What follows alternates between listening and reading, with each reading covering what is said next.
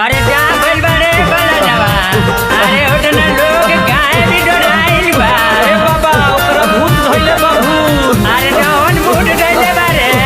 अरे पीपरा पर के भूत धइले बा। अरे ओकरा के झूठा होना तनी झुंगावत ना। आ ना तो कौनो ओझा के बोला के आ ओकरा के डरवा पुगवा दल।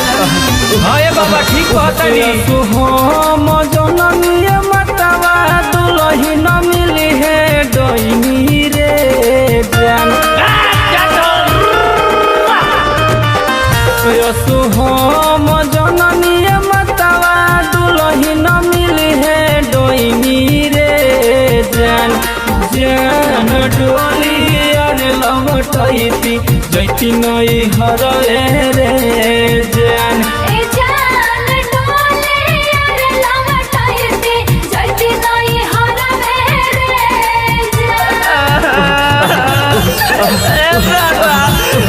चली ना सकी ना हमर मौगी के भूत धोले।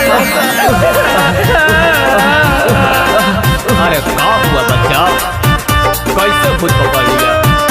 अच्छा चलो कोई बात नहीं, चलो हम हैं ना, चलो कहाँ का भूत पकड़ा है हम देखते हैं, टेंशन मत लो, हम हैं ना।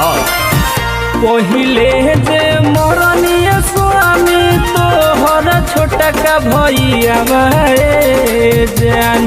तोहर छोटा का भैया बाए जान। जान मारी कर बनैले हम गुल डकारे जान।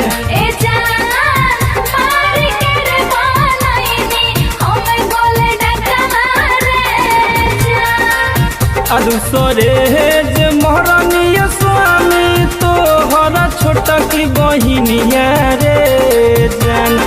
एहो जान तोहर छोटा की बहिनिया रे जान। जान मारी कर बनैनी हम गए मतिया रे जान।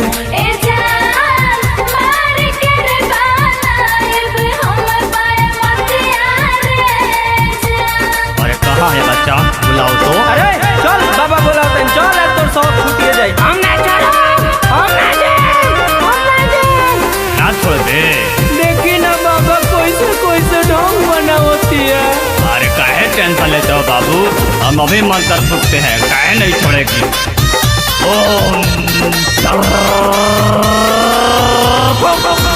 सब भेद जनल करे जाऊ देखल हम रूपवाए जान। एहो जान देखल हम रूपवाए जान। जान एने रे ओने करब मारब अखिए रे जान।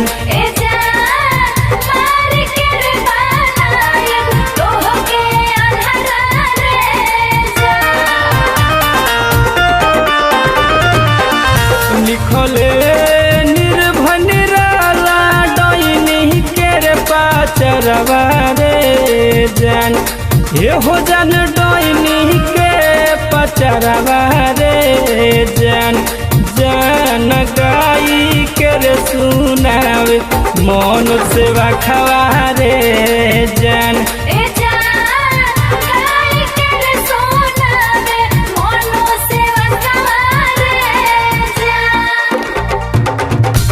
सुहम जनतीय मतवा दुलही न मिली है डोइनी रे जान। आहरे जान दुलही न मिली है डोइनी रे जान। जान डोली अरे लवटैती जैती नई हरए रे जान।